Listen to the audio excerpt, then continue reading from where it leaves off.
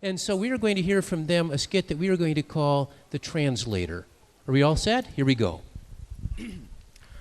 Today we have a great pastor from America come to speak to us today. His name it's Pastor Man Killer. I'm very excited for the opportunity to interpret for this brother since he does not speak our language. Thank you, brother. Thank you. And thank you. I'm so happy to be with you all here tonight.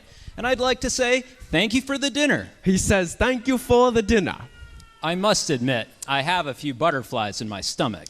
It seems our guest has accidentally taken some flies into his stomach. But I'm tickled pink that you've asked me to come and share with you here tonight. Our guest has developed a rash and has been scratching himself so much he's begun to turn pink in places. Do you need some Benadryl? No. Everything's okay. good. In fact, I'm ecstatic about the topic you've asked me to address. He has a great deal of elastic in his dress. And that topic, my friends, is leadership and how to get our people involved in spiritual ministries. He's going to tell us how to get involved in ministry to the spirits. You see, my friends, today we have too many Christians just running around like chickens with their heads cut off. Running around like what? Chickens with their heads cut off. In this man's country, there must be terrible persecution. They are just killing people by chopping their heads off. And then they just run around for a while. I don't know why. Their testimony isn't worth a hill of beans. Their testimony is not worth a mountain of vegetables. I tell you, friends, it's time to get on the ball for Jesus. It's time to play sports for Jesus. Now, I think part of the problem is we're always jumping the gun before God shows us what to do. Really? What are we doing? Jumping the gun. Jump? Yeah, jumping. Jump. Well, you're taking a gun and putting it on the ground and jumping up and down on it. And we're always shooting off with our mouths. Doing what? Shooting off with your mouth. When you're taking a gun and you shoot your lips off. I don't know why. And other times, honestly, it's just a problem with being lackadaisical. Many times there's a problem with laxatives. You gotta find a way to get people motivated and glued to their seats. Glued to their seats. Okay, friends, listen very carefully now. When people come to your church, you must put something sticky on the seat so when they sit down, then they can't get back up. It's also important to have the right spiritual frame of mind. Apparently you're putting your brain in a picture frame. I know how difficult it is to get ready for church. I know how it is to prepare for church. It's late Sunday morning. It's late Sunday morning. And the kids are out in the yard as filthy as pigs. Kids? Sure, you have kids too? Ah, yeah. There's some baby goats out in the yard and they begin to look like pigs. So you bring them in the house? You bring them into the house? Sure, and then you put them in the bathtub? You do? He puts the baby goats in the bathtub. And you begin to scrape the mud off of them? Ooh, then you begin to scrape the mud off of them. Meanwhile, your wife is in there busy making up her face. What is she doing? Making up her face for church. Ah, yes. The wife is making a face happy for Jesus.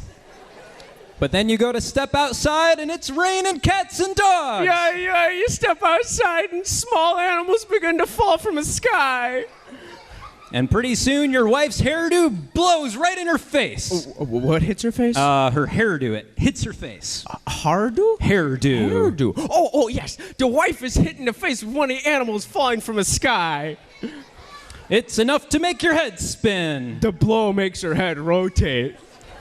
In fact, it's enough to make you go bananas. I'm not sure why, but tropical fruit is coming in here somewhere. Well, you finally get to church. Thank God. And by the time you get there, you're not even thinking about God. No, by the time you get to this man's church, you don't even think about God. You're mad at your wife and your kids. Well, you become insane with your wife and these baby goats. You start to chew your wife out. You become so angry with your wife that you begin to bite her. Of course, she's trying to smile. The wife is trying to grin. But everyone can tell you've just chewed her out. Everyone can see you have bitten her. Well, I can see the clock is flying, and I must rush to my conclusion. It seems this man has had a vision of flying clocks giving people concussions. What you need to do, my friends, is go to your closet and pray. A closet? Like a water closet? Sure, any kind of closet. What you need to do is go to the bathroom and pray. You need to go grab the horns of the altar. There are horns there? Sure, the horns of the altar. Horns. Oh, do you remember those baby goats? Well, they all have horns now. You must grab a hold of the horns. I don't know why. We need spiritual leaders with enough guts to fast and pray the house down. We need pastors with big guts who can fast and pray till the house burns on fire. Now, if you just follow my words, Now, if you talk just like I do, the power of the Spirit will sweep over you. God will hit you with a broom. Every word I preach is in the Bible. This man thinks that the thing he says are really in the Bible. I hope someday, my friends, one of you will be able to come to my church and bless us the way we've been able to come bless you. I hope, my friends, that someday one of us will be able to go to his church and straighten out this poor man's theology. I want to thank you so much for this opportunity to come here tonight and share these special insights with you. I appreciate it very much. Although we all know this pastor from America is very crazy, I'm sure there's something we might be able to learn from all this. Let's all give a round of applause to Pastor Mankiller.